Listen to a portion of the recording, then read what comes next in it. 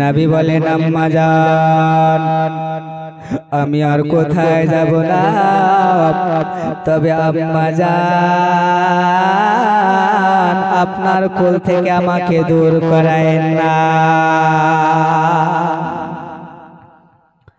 মা আমিনা বলে বেটা মোহাম্মদ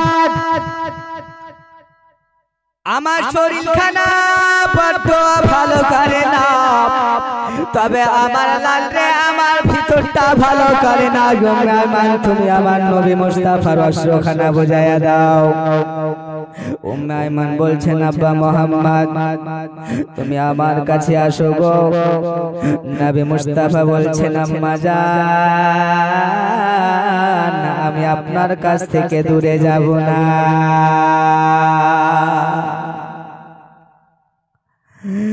নবী মুস্তাফা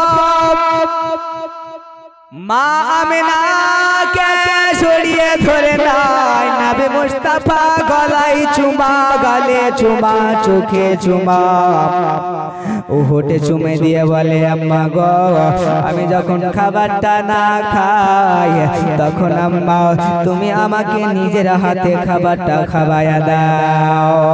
আম্মা গো আমি আমার বাবাকে দেখতে পাই না, আমি আমার আব্বা জানের চারাখানা দেখতে পাই না। আম্মা জান ও গো আমার আম্মা জান তবে আপনি যদি এখন চলে যান তবে আমি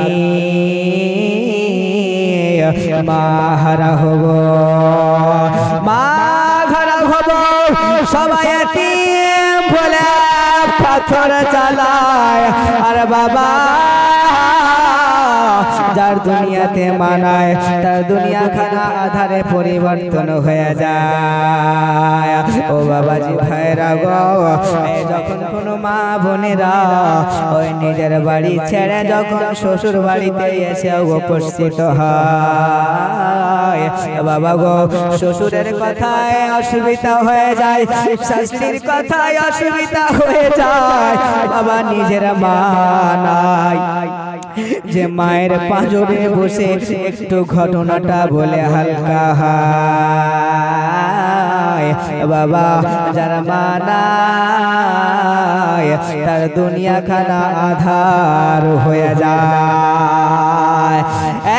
নবী মুস্তাফা বলছেন আম্মা জান আপনি আমাকে ছেড়ে দেন না, তবে দুনিয়ার মায়েরা তার নিজের নিজের সন্তানকে চুমা দেবে, কোলে উঠাবে গো।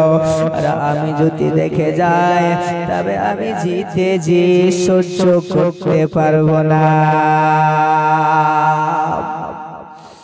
নবী আমার চোখের জল, নবী আমার বলছে ও আমার আম্মা জান তুমি আমাকে ছেড়ে কখনো যায় না। বেরাদার বাবজি গো কিছুক্ষণ পরে নবী মুস্তাফার শরীরখানা আর থরথর করে কাঁপতে আরম্ভ করেছে।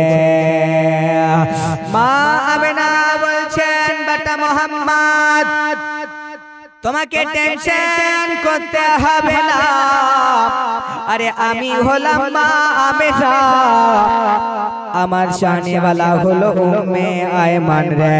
তবে উম্মে আয়মান রে আমি তোমাকে মোহাম্মদকে সঁপে দিয়ে আর মোহাম্মদের চোখে কোনোদিন জেনে পানি না আসে সেই কথা বলে দিয়া বেরাদার বাবজি ভাইরা গো নবী মুস্তাফাকে উম্মে আয়মানের হাতে সঁপে দিয়া মা আমিনা বলছে বেটা মোহাম্মদ আল্লাহ যদি হাসরের ময়দানে রাখে দেখা আর হবে না গো এই দুনিয়ায় দেখা, আল্লাহ যদি বাঁচায় কিয়ামতের মাঠে হবে দেখা। আল্লাহুম্মা সাল্লি আলা সাইয়্যিদিনা